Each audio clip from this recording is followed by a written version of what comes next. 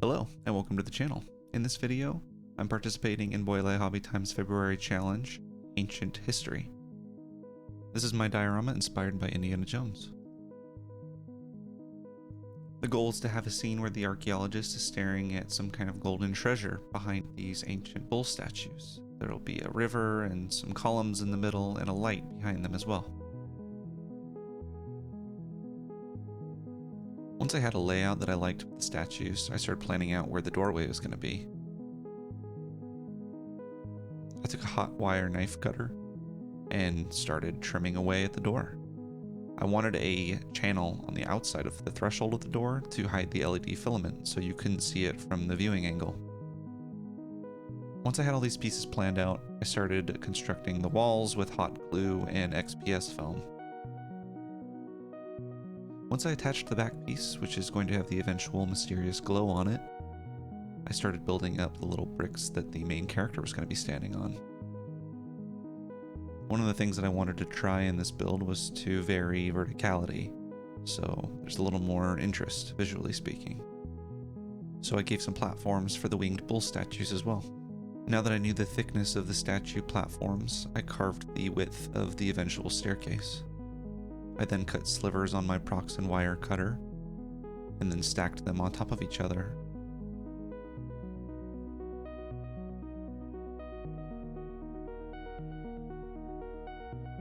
I started texturing the walls with a hot wire knife, but decided that I didn't like it and I wanted a smoother finish, so I started building up blocks of XPS foam offcuts to add variation to the walls, and then I added sculptamold to that. I think I have been leaning a little heavily on the sculptamold in the past couple builds, so what I'm going to be doing in the future is trying to be a little more confident in my texturing of XPS foam, and then I can apply thinner layers of plaster Mod Podge mix on top of that. I didn't like the gaps that were starting to form behind these statues, so I took a piece of XPS foam and started texturing it and cutting it to make it look like a rock. I wanted to insert this rock in between the statues and then add sculptamold on top of it all. If you are interested in these sculpts, I am going to leave links in the description below for the archaeologist and the winged bull statues. Thanks for printing these out for me, Micah. I really appreciate it. On the proxon wire cutter, I freehanded some cylindrical cuts to try and create my own pillars. I then textured these with a rock and foam, just to make them look worn and dilapidated. I wanted something interesting happening where the viewing window or where the resin wall would be, so I cut the bottom one off on this one to make it look like it had broken off into segments. It wouldn't be a Craft and Quest video without a massive blunder. This blunder was being so afraid of the air pocket below the staircase that I preemptively started putting UV resin on bright pink stairs that weren't painted yet. I don't know who out there wants the Barbie and Indiana Jones crossover, but I'm not qualified to deliver that. I mean, we do know that Harrison Ford and Ryan Gosling have worked well together in the past. It would just be with less neon and more dirt. I covered the massive layers of stairs that were now visible with fallen boulders. And then I started the Mod Podge stage.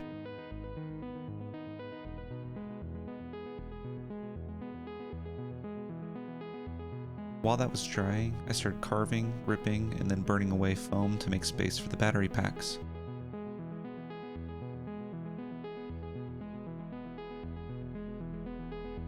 And while I had this tool out, I took time to make a larger than necessary hole for the eventual LED that the character will be holding. Since the back of the piece is going to be so heavily illuminated, I need to make it look like there's depth and interest, and as if the walkway continues even around the corner. After I cut that, I painted it black, and then I started working on our archaeologist. I used my hand drill to get a hole in the foot for the eventual wires, and then I started drilling holes into the lantern. I didn't have the nano LED light in my possession yet, so I didn't know just how big they were, so I eventually have to adjust on this whole lantern idea. But I went to my spray booth and I primed the model black, and then I gave a object source lighting of white from the direction of where the LED is going to be, or the lantern. After that, I started using contrast paints just general leather brown colors, and applied those to all of the areas that were facing the lantern. I was enjoying doing this paint job, and then I started applying the yellows to everything, and I just kind of fell in love with it. I'm really going to have to start exploring more with object source lighting because it just feels good and real, and at least in terms of how I perceive my own painting skills or lack thereof, it feels approachable. Don't mind the thumb, by the way.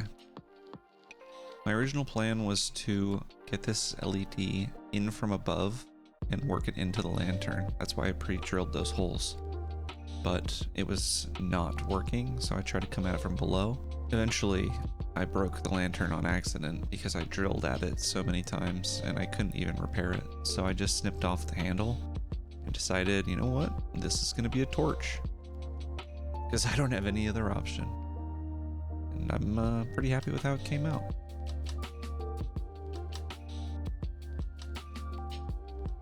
I apply PVA glue to the bottoms of the statues and the base, and then put some dirt and rock on top of it. I wet the piece with isopropyl alcohol to break up the surface tension, and then add glue on top of that. Once that was done drying, I primed the piece black and then started painting the inside of the cave walls and ceiling brown.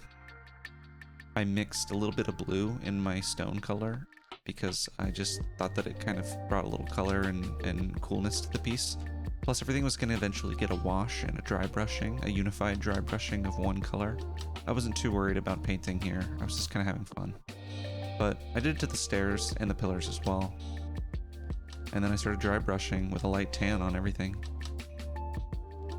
Once I started painting that back door area, I kept it a little more black, but still used the same color palette. I just wanted to err on the side of caution since it was going to be so bright.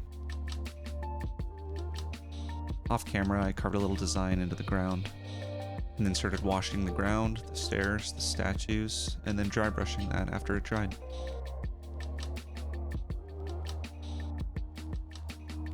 I started making sure that the wiring was going to be okay for our archaeologist, and then used a heat gun to melt these easy connectors. There was still a big hole though at his feet that I needed to fill up, so I made some green stuff, and then it adhered it to the terrain near him. I tried to hide that though with some paint, and while that dried, I touched up the torch. Connections were looking good for our main filament, so I put tiny little dots of hot glue on the corners and then adhered that to the back. I peeled the backing of a polycarbonate sheet to be my wall for the resin, and then used silicone sealant as the adhesive. If you look closely near my right thumb, you can almost see the perfect place where resin will seep out everywhere.